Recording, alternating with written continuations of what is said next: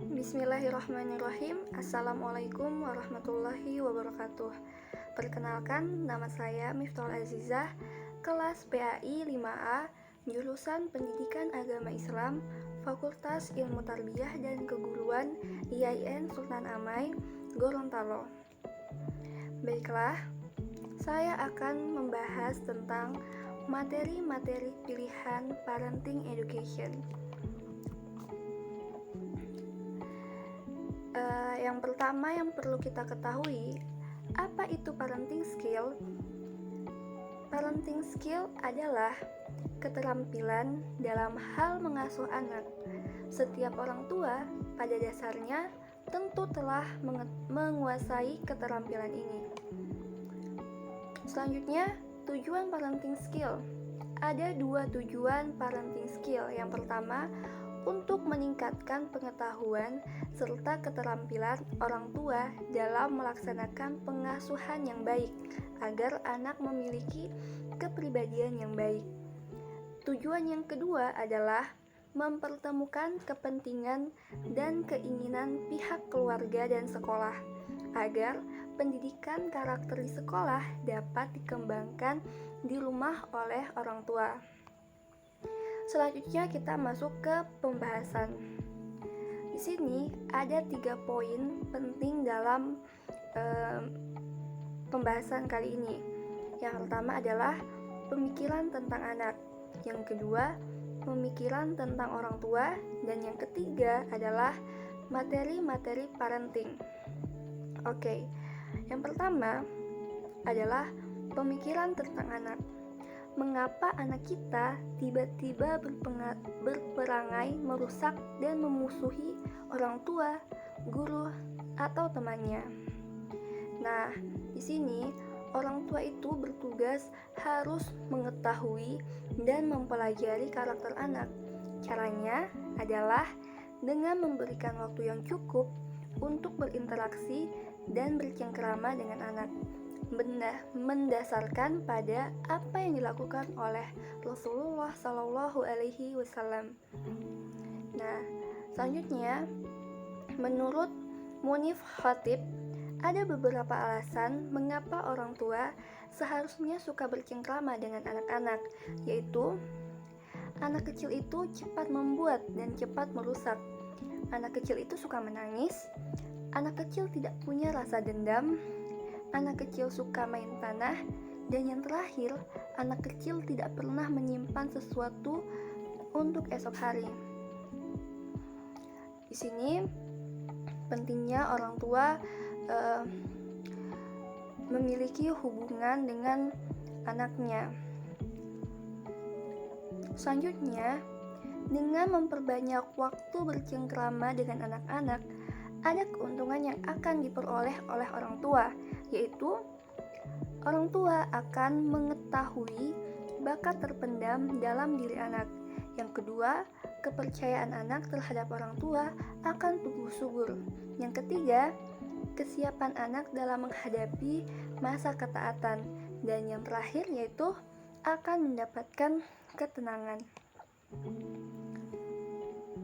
Selanjutnya, poin yang kedua adalah pemikiran tentang orang tua.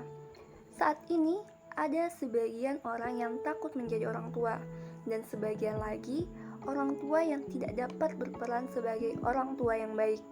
Ini dikarenakan oleh orang tua yang takut memiliki anak karena tidak siap mendidik anak dari segi kecukupan materi atau segi finansial, mental, dan psikologi. Ini menurut Munif Khatib. Selanjutnya, ajaran Islam itu memberikan kepada orang tua dengan sangat mulia dan istimewa. Ini berdasarkan dalil Quran Surah Al-Isra ayat 23, yang artinya, dan Tuhanmu telah memerintahkan agar kamu menyembah selain Dia, dan Tuhanmu telah memerintahkan agar kamu jangan menyembah selain Dia, dan hendaklah berbuat baik kepada ibu bapa. Jika salah seorang di antara keduanya atau kedua-duanya sampai berusia lanjut dalam pemeliharaanmu, maka sekali-kali janganlah engkau mengatakan kepada keduanya perkataan "ah", dan janganlah engkau membentak keduanya, dan ucapkanlah kepada keduanya perkataan yang baik. Selanjutnya pada slide berikutnya ada kiat-kiat bagi orang tua ketika menghadapi anak. Ini penting diketahui oleh orang tua. Yang pertama, kiatnya memberikan kebebasan yang bertanggung jawab. Yang kedua, memberi batas antara rasa ingin tahu anak dan kebiasaan. Yang ketiga, memperhatikan anak dengan santun, kelembutan, dan kasih sayang. Yang keempat, memberikan jawaban positif atas semua pertanyaan mereka. Yang kelima, tidak perlu memberikan peraturan dan kedisiplinan yang kaku dan keras. Dan yang terakhir, menemani anak dengan kuantitas pertemuan yang lebih banyak. Yang terakhir, poin yang terakhir yaitu materi-materi parenting education. Agar orang tua mendapatkan dan memahami materi yang relevan dalam parenting untuk pengasuhan anak. Kemudian materi-materi yang ada dalam parenting education ini, yang pertama yaitu perlu diketahui oleh orang tua adalah merubah paradigma tentang anak. Ada 3 paradigma yang seharusnya dianut oleh orang tua terhadap anak. Yang pertama, anak kita itu adalah bintang. Kemudian, anak kita itu punya harta karun atau punya kemampuan yang terpendam. Yang terakhir, kemampuan anak kita seluas samudera. Selanjutnya, yang kedua adalah menjelajahi kemampuan anak.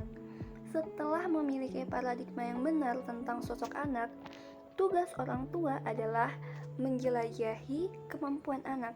Ini menjadi materi penting dalam parenting education, yaitu bagaimana mengetahui kemampuan anak itu. Banyak orang tua yang kurang mampu menjelajahi kemampuan anak. Nah, oleh karena itu, untuk menjelajahi kemampuan anak dapat dilakukan melalui 2 cara, yaitu kepekaan dan pembiasaan. Selanjutnya, yang ketiga adalah menemukan bakat anak. Khatib mendefinisikan bakat adalah aktivitas yang disukai oleh anak yang berasal dari internal dan lingkungan di luar diri anak yang membutuhkan aktivitas tersebut adalah minat. Kemudian yang keempat adalah memilih sekolah yang tepat. Orang tua itu perlu sekali memilih sekolah yang tepat bagi anaknya.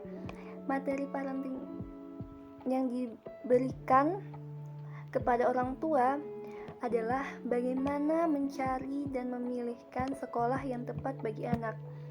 Khatib memberikan gambaran 2 jenis sekolah, yaitu sekolahnya manusia dan sekolah robot. Dan yang terakhir, orang tua harus bisa menjadi guru bagi anak. Penting bagaimana membuat orang tua sebagai guru terbaik bagi anak.